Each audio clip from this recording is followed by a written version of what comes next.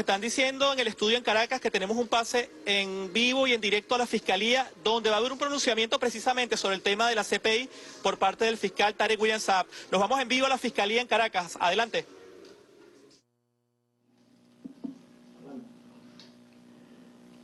Buenas tardes, tengan todos ustedes, pueblo de Venezuela. El día de hoy, en el deber siempre de informar, de comunicar, el Ministerio Público fija su posición totalmente ajustada a derecho, de manera firme, contundente y siempre en el marco del estricto apego al derecho internacional y a las leyes establecidas en Venezuela. En relación a la insólita para nosotros decisión de la Corte Penal Internacional de desestimar, así lo han dicho, la apelación de Venezuela legítimamente y de manera impecable introducida ante esa instancia contra la decisión de la Sala de Cuestiones Preliminares en el asunto que se ha denominado Venezuela 1. Como Ministerio Público de la República Bolivariana de Venezuela rechazamos de manera tajante esta decisión que insiste de manera premeditada, con alevosía, en el camino de la instrumentalización de la justicia penal internacional con fines políticos, esta vez siempre aplicado a gobiernos, a estados que no le son afines a las políticas de las grandes superpotencias mundiales. La estrategia de acusar a Venezuela en la Corte Penal Internacional, y es bueno recordar esto, fue coordinada por un sujeto tristemente célebre que va a ser de seguro pasado al inframundo del basurero de la historia en el hemisferio occidental, como lo es Luis Almagro, impuesto en su momento por también un tristemente célebre sujeto denominado Pepe. Y el Grupo de Lima, recordemos que Almagro ejecutó una solicitud del ya disuelto Grupo de Lima para lograr lo que por otras vías no han logrado contra nuestro país. Para aupar este caso se ha utilizado un arsenal de medios de comunicación jamás visto, redes sociales, tarifadas todas, organizaciones, entre comillas, no gubernamentales, figuras públicas, a los fines de construir una realidad paralela a la que se puede vivir en el seno de la justicia venezolana. Quiero destacar que Venezuela es un país con todas las debilidades y defectos propios de una democracia naciente al calor de una nueva constitución, la Constitución del año 99. Podemos decir que en Venezuela, a la luz de esa Constitución, no se han cometido delitos de lesa humanidad y que el Ministerio Público, junto con los órganos auxiliares de justicia, han investigado y sigue investigando casos de presuntas violaciones de derechos humanos del que pueda tener conocimiento. Aún en los contextos más difíciles de violencia insurreccional, entre comillas llamada de forma eufemística guarimbas. Imagínense que embriones de guerra civil para el asalto al poder se le dio el nombre de guarimbas, y de acciones violentas. Un crimen de lesa humanidad, y esto siempre debe recordárselo a los ígnaros del derecho, porque un ignorante es aquel que no tiene la oportunidad de estudiar, de leer, no puede, por razones de cualquier tipo, pero un ígnaro es aquel que pudiendo estudiar no lo hace, un flojo, un vago mental. Para los ígnaros del derecho, en los términos previstos en el Estatuto de Roma, un crimen de lesa humanidad consiste en una serie de delitos cometidos como parte de un ataque generalizado, sistemático, progresivo contra la población civil y con conocimiento de dicho ataque. Es decir, lo que Israel está haciendo literalmente en Palestina, convirtiendo eso ya en genocidio y en holocausto, ¿no? Pero eso no se lo aplican a Israel, ni la CPI, ni las Naciones Unidas, ni el Alto Comisionado de Derechos Humanos de Naciones Unidas, pero pretenden aplicárselo a Venezuela. Quiero destacar que eso a la luz de la Constitución de la República Bolivariana de Venezuela, aprobada en referéndum democrático en diciembre del año de 1999, jamás ha ocurrido en nuestro país.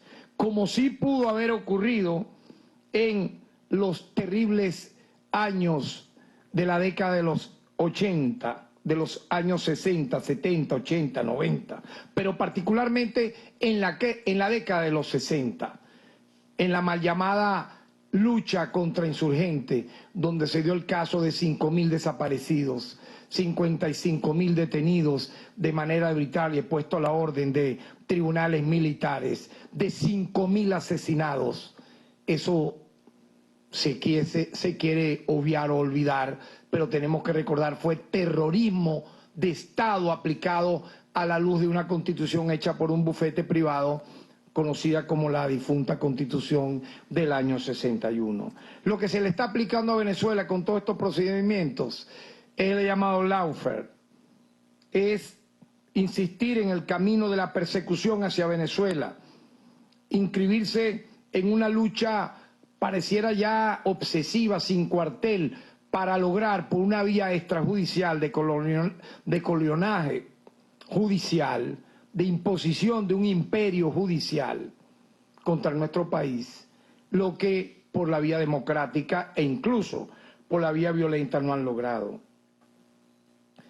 Esto lo hemos explicado en ruedas de prensa anteriores. El lawfare se puede traducir como persecución judicial, guerra jurídica o guerra judicial. Se refiere a la utilización abusiva o ilegal de instancias judiciales, nacionales e internacionales, manteniendo una apariencia de legalidad para inhabilitar o provocar el repudio contra un oponente. El lawfare utilizado contra Venezuela ha recurrido a las medidas coercitivas unilaterales, aplicadas principalmente por los Estados Unidos, el secuestro de bienes y recursos económicos en bancos internacionales, las demandas de empresas extranjeras contra la República y, por otro lado, en la denuncia contra el Estado venezolano por, entre comillas, supuestos crímenes de lesa humanidad, en su momento tutelado por gobiernos de extrema derecha que practican violaciones sistemáticas a los derechos humanos, conocido como el ya disuelto Grupo de Lima. Quiero destacar que en esta vía pseudolegal que complementa la conspiración permanente contra las autoridades del Estado venezolano, que incluye, como lo hemos visto con la trama de conspiración continuada, intentos de golpe de Estado, alzamientos militares, espionaje, intentos de magnicidio, incursiones mercenarias, actos terroristas, etc. Así, mientras la CPI se pronuncia contra Venezuela, el mundo mira espantado, horrorizado, cómo se ejecuta el holocausto del siglo XXI a la vista de todos en la Franja de Gaza, sin que haya pronunciamiento acordes a tales crímenes por el fiscal de la Corte Penal Internacional. Para nada. El fiscal de la Corte Penal Internacional debió haber montado una carpa y su oficina completa en Gaza. Completa, mudarse de La Haya a Gaza. Estar allí, en campamento, es el deber ser de una fiscalía de la Corte Penal Internacional.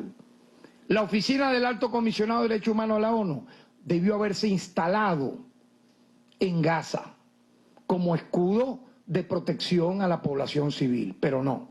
Lo que hacen son selfies o Instagram Lives de 5 segundos, leyendo un papel temblorosamente diciendo condenamos los ataques de Israel a Gaza. Hasta ahí, no pasa de eso. En verdad es una burla a todo aquel ser humano que crea en la paz y en el derecho internacional. Resulta indignante que para el mundo el día de hoy hayan sido asesinados, esto es impresionante, de noviembre a la fecha, más de 30.000 palestinos, de los cuales el 92% son civiles y más del 40% son niños o niñas e incluso bebés recién nacidos. Solo ayer, yo quiero destacar este detalle, por favor, solo ayer más de 112 palestinos fueron asesinados por el ejército de Israel y unos 760 fueron heridos en el suroeste de la ciudad de Gaza cuando aguardaban el reparto de ayuda humanitaria, algo de comida, víveres, agua. El ejército de Israel disparó y bombardeó a estos palestinos hambrientos, desarmados, cuya única solicitud era una pequeña cantidad de comida. Lo colocan luego a todos estos asesinados en cuestión de minutos como presuntos terroristas. Un bebé recién nacido es un terrorista. Una niña de 2 años que está hospitalizada es una terrorista. Una mujer embarazada es una terrorista. Un anciano es un terrorista. Pues entérense que yo diría el 100% de los asesinados en Gaza, 30.000, son mujeres, niños, ancianos, jóvenes, no combatientes, que nada tienen que ver con esa falsa, vean ustedes cómo llaman, en los medios internacionales, la guerra de Israel contra tal enemigo. No, no, es el genocidio de Israel contra el pueblo palestino, sin que para la fecha haya podido la Corte Penal Internacional, la CPI, el Alto Comisionado de Derechos Humanos de la ONU, nadie de ellos, hacer un paso adelante para evitar esta masacre. Ni siquiera un pronunciamiento que haya existido de forma real, verdadera, que implique al menos un alto al fuego por horas, por día. Nada. Todo lo contrario. Netanyahu dijo amenazante que le importaba un bledo a la Corte Internacional de Justicia e iba ahora por el Líbano, imagínense. Pero yo quiero recordar algo, porque para la ONU, para el Alto Comisionado de Derechos Humanos de la ONU, aquí en Venezuela era importante revisar expedientes de asesinos. Defender, por ejemplo, no voy a dejar de decirlo, a los asesinos de Cancerbero. Algo impresionante, o sea, 150 medios de prueba, más de 100 diligencias hechas, admisión de los hechos, de 2 asesinos seriales, más unos, lamentablemente, en su momento, exfuncionarios policiales, fiscales, que los apoyaron en esa simulación de hecho punible de homicidio-suicidio, que terminó siendo doble asesinato. Pues sepan, lo voy a repetir, expedientes como esos eran los que quería revisar la oficina del Alto Comisionado de Derechos Humanos de la ONU en Venezuela. Delitos comunes, casos de terrorismo, es decir, como yo pregunto, para proteger a los terroristas, casos de delincuencia organizada, personas detenidas por corrupción, me entero que eso tiene que ver con derechos humanos. Pero vean ustedes, por ejemplo, la masacre de Deir Yassin, que ocurrió en abril de 1948. Ahí se fue instalando el tema de las masacres contra Palestina. No es ahorita. Lo que pasa es que esta ha sido la peor. Murieron 360 palestinos y 100 resultaron heridos. La masacre en la aldea de Tantura, cerca de Haifa, en mayo de 1948. Qué ironía. En 1948... se firmó la Declaración Universal de los Derechos Humanos y en ese año se convirtió en letra muerta. Causó la muerte de 200 palestinos y decenas de heridos. La masacre de Lot en julio de 1948 causó la muerte de 426 personas muertas y heridas decenas de ellas. La masacre de Al-Dawyarima en Hebrón en octubre de 1948, impresionante, en la que murieron 200 palestinos. O sea, El año 1948 fue como el inicio de todo esto. La masacre de Khan Yunis en noviembre de 1956, perpetrada en la ciudad palestina de Khan Yunis y en el campo refugiado cercano del mismo nombre, en la Franja de Gaza, en la que fueron asesinados 275 palestinos. La masacre en la mezquita Ibrahimi en Hebrón en febrero de 1994, que provocó la muerte de 60 palestinos y heridas 160. Ni siquiera respetan los lugares sagrados. La masacre de los campos de Sabra y Chatila, esto fue de lo más espantoso de la década de los años 80. En septiembre de 1982, que provocó la muerte de más de 3.000 palestinos, además de cientos de heridos. La masacre de Jenin y su campo en abril del 2002, que provocó la muerte de unos 500 palestinos y cientos de heridos. La masacre de los barrios de Rafah, Al-Burey, Al-Suhalla, Al-Zaytún, Al-Nuresat, en la Franja de Gaza en el año 2004, provocaron la muerte de 191 palestinos y heridos a 439. La agresión israelí en la Franja de Gaza entre el 27 de diciembre del 2008 y el 18 de enero del 2009, durante el cual murieron 1.436 palestinos y más de 5.400 resultados heridos. Todos estos civiles. La agresión de la Franja de Gaza nuevamente entre el 7 de julio y el 26 de agosto del 2014, durante el cual murieron 2.322 palestinos y unos 11.000 resultaron heridos. La agresión nuevamente a la Franja de Gaza el 10 y 21 de mayo del 2021, durante el cual murieron 250 palestinos y unos 2.000 resultaron heridos. A lo largo de esta dolorosa historia no ha habido nunca una acción de la Corte Penal Internacional contra los autores. Ni de la época de Moshe Dayan a la de Netanyahu, nada. Tampoco de las Naciones Unidas. Eso es lo que llamamos entonces cinismo occidental, es decir, Estados Unidos y Europa ven el derecho internacional, los derechos humanos, al estilo de una doble moral, de un doble rasero.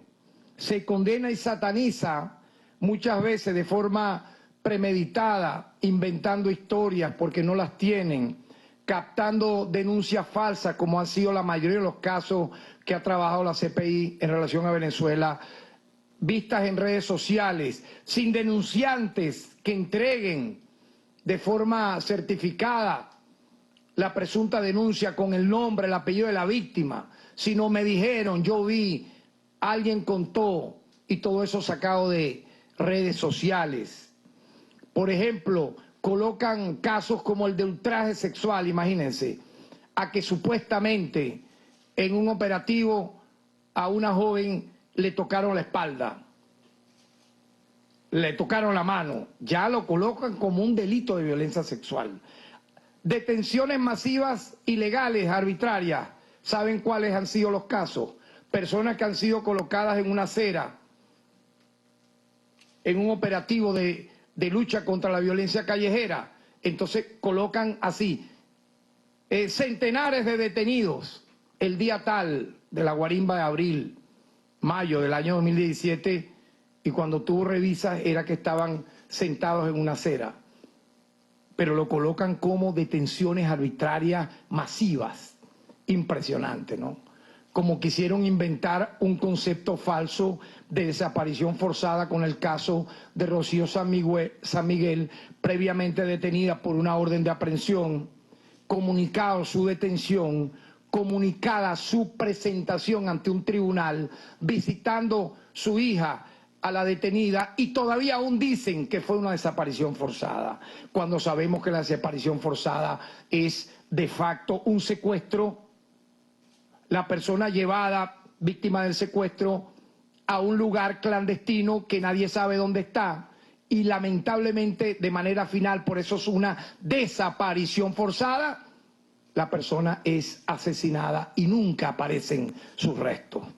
Imagínense entonces, como no tienen esos motivos acá en Venezuela, los inventan cuando hay una detención contra una persona. Es decir, usted aquí puede ser terrorista, intentar promover actos subversivos, insurreccionales, toma de rehenes, toma de fuertes militares, intentos de asesinato contra el presidente de la República, y usted automáticamente, señoras y señores, porque estamos en Venezuela, ya la CPI y la ONU lo convierte a usted en un preso político, un preso de conciencia.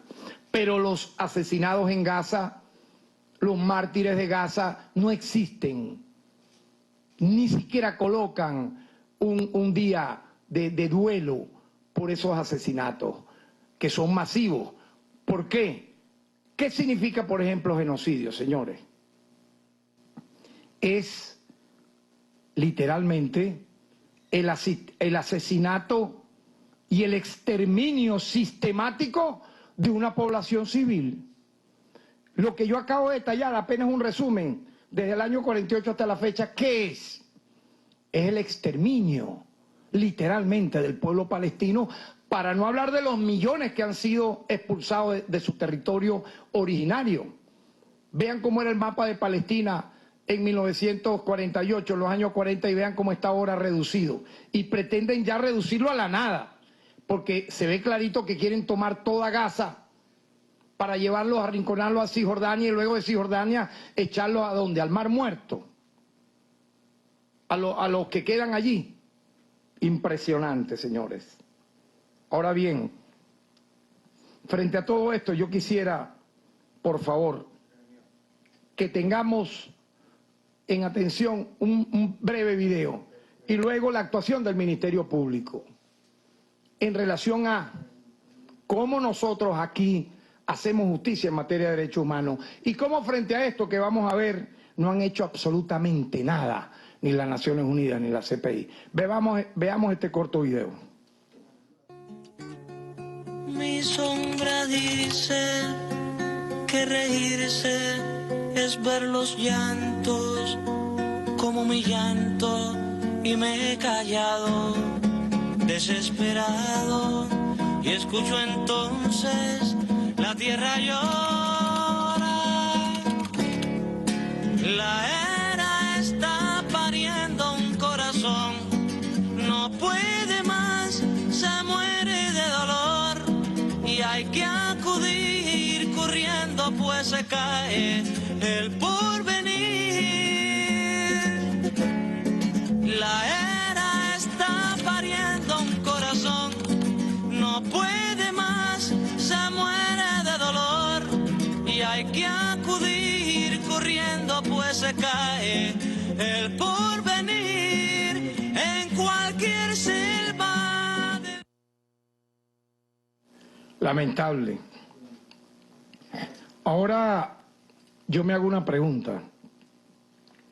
Con las cifras que voy aquí a remitir para los que adrede ocultan información, es adrede, es premeditada, pero igual nosotros la vamos a difundir por las vías que fueran, siempre de este medio, de una rueda de prensa, por redes sociales, por informativos, etcétera, para que se conozca.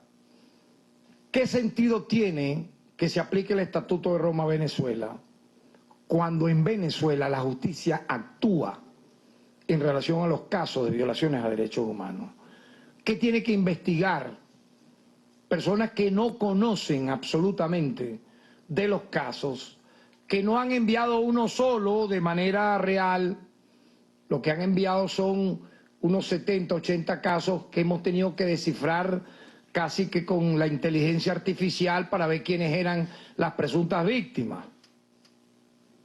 Impresionante, porque no tienen identidad, porque no colocaron formalmente la denuncia. Ah, no, pero fue Almagro el que las mandó en unas cajas de ACE, todas ellas mal escritas, mal hechas, ¿no?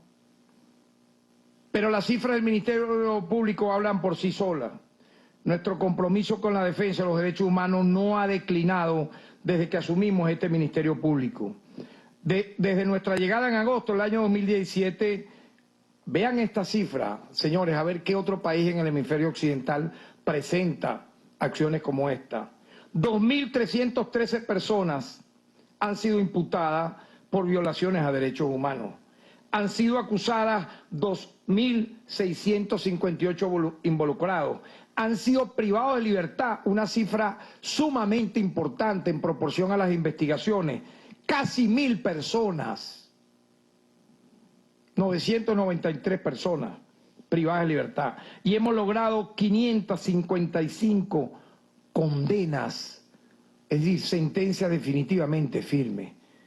Yo recuerdo que empezando nuestro periodo como fiscal, no había la anterior gestión que hizo al respecto. Nosotros tuvimos que resarcir, de reconstruir de cero, porque lo que recibimos fue una bodega llena de un antro, una cloaca, porque desde la fiscal general a su esposo, prófugo de la justicia, los directores sin excepción casi todos, los fiscales superiores sin excepción casi todos, eran parte de un organismo transnacional de corrupción y delincuencia organizada. Era un GEDO, o sea, aquí había un grupo estructurado de delincuencia organizada con la fachada del Ministerio Público. Entonces no había estas cifras se han logrado a partir del año 2017, no, pero le hacen caso es a unas cajas llenas de documentos apócrifos que presuntamente envió la prófuga de la justicia y se le entregó a Almagro, y Almagro se lo dio al Grupo de Lima y así, ¿no? Pero vean entonces que este esfuerzo hecho se ha reflejado en la disminución significativa de las denuncias de violaciones a derechos humanos. Entonces, ¿qué? Explíquenme, pues. Ha disminuido casi en un 50%, señores. Concretamente, del 2018 hasta el año 2023, las denuncias de estos casos disminuyeron en un 36%. Las denuncias, sean estas cual fuere, han disminuido. Ahora, yo quiero destacar que Venezuela es parte del Estatuto de Roma que establece la Corte Penal Internacional desde el 7 de junio del año 2000. El Estado venezolano ha apoyado el mandato dado por los Estados partes a la CPI desde su creación. En este sentido, Venezuela ha colaborado y seguirá colaborando con la CPI porque somos respetuosos de la verdadera justicia internacional en base a lo que implica estrictamente la legalidad y el derecho internacional, no el lawfare. Desde el inicio del proceso que se ventila ante la CPI, hemos consignado, esta cifra tienen que anotarla, los ígnaros de todas las horas. Hemos consignado 14 extensos informes ante la Fiscalía de la Corte Penal Internacional, que van desde un informe inicial, 4 informes ampliados de toda la información de casos, objeto de estudio y avances estadísticos, informes de análisis comunicacional y su incidencia en el proceso, y controles judiciales dirigidos a la Sala de Cuestiones Preliminares.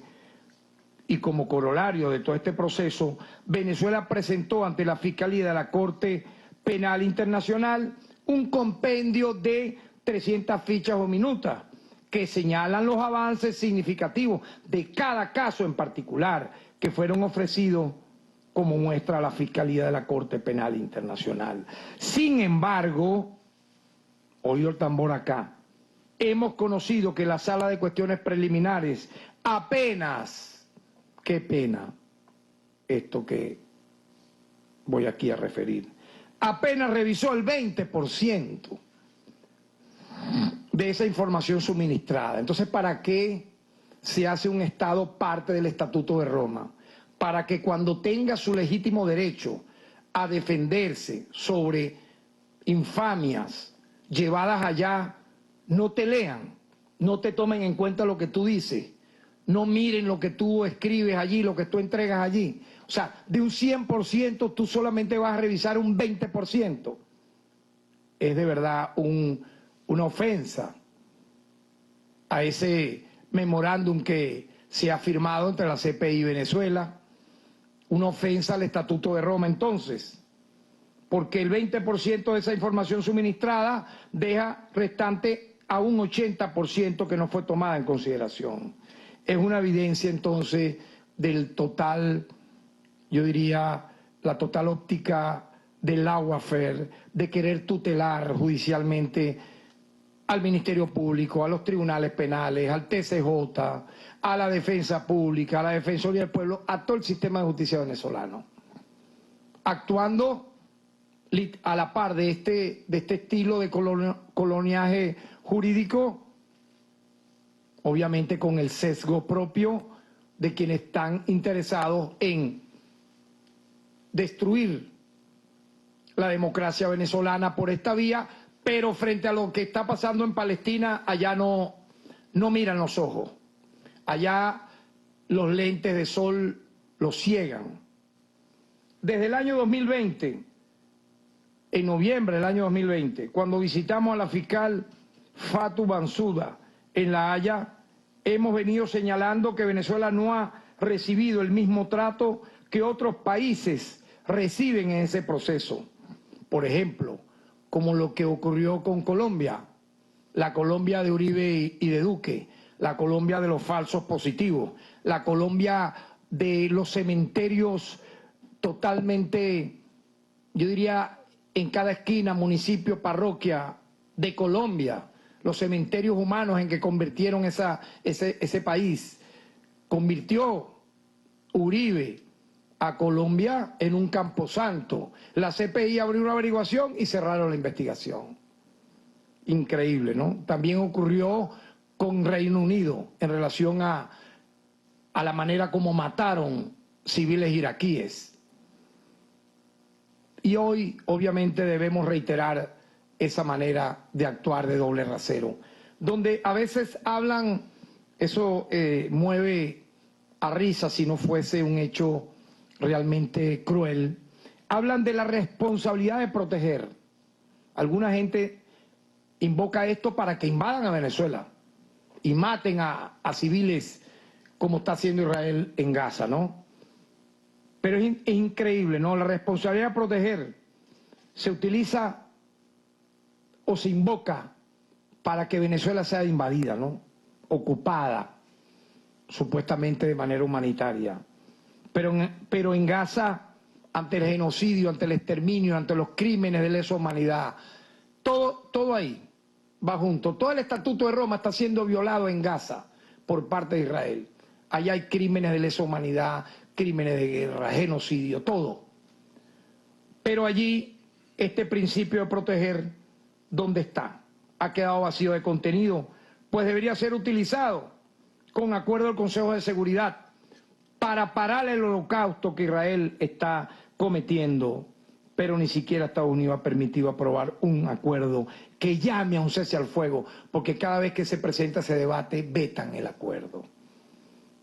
De esta manera, pues, el Ministerio Público, de manera firme, con argumentos, con cifras, con resultados, con la moral en alto, presenta su total rechazo a esta decisión de la Corte Penal Internacional, y vamos a seguir trabajando de manera justiciera, protegiendo al pueblo de Venezuela, pero dando la cara también para desenmascarar acciones como esta de doble moral, de doble rasero, mientras contra Venezuela hay todo este andamiaje brutal donde se ha querido invadir a este país, donde se busca tutelar y colonizar jurídicamente nuestra nación, y Palestina literalmente está desapareciendo de la faz de la tierra sin que la ONU y la CPI hagan nada. Mucha gente cree que podrá suceder un milagro. Se calcula que en marzo se va a instalar la CPI y el Alto Comisionado de Derechos Humanos de la ONU en la Franja de Gaza, y una sucursal va a estar en Cisjordania. Vamos a ver si eso va a ser verdad. Muchas gracias. Bien, ahí escuchamos al fiscal general de la República, Tarek William Saab. Un placer saludarlos cuando son las 7:14 de la noche en su programa 360. María Gabriela Rodríguez con ustedes en compañía de mi compañera Jordana Chacón desde el Estudio 4 de Venezolana de Televisión. Jordana.